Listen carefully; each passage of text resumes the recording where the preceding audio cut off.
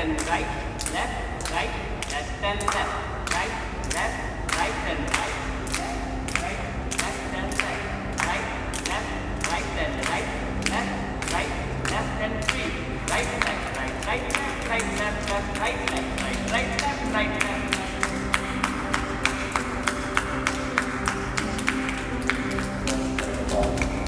But here I've got, so how do I visually keep that musical quality of that narration alive throughout?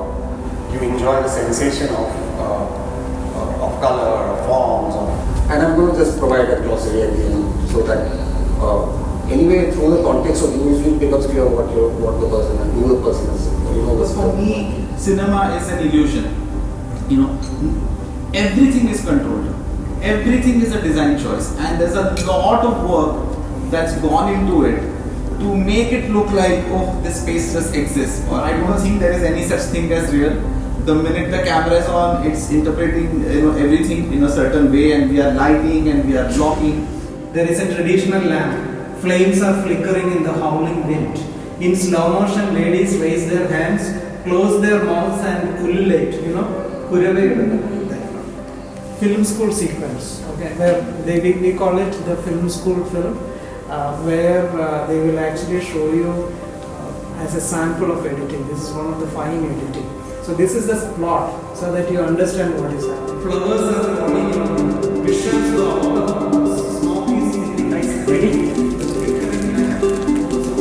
So let's pick one statement and use this part. So keeping flexible part inside and fold it into half like this and keep it open like this and fold it the same way. Everyone, why there is no light yet? It's almost ready.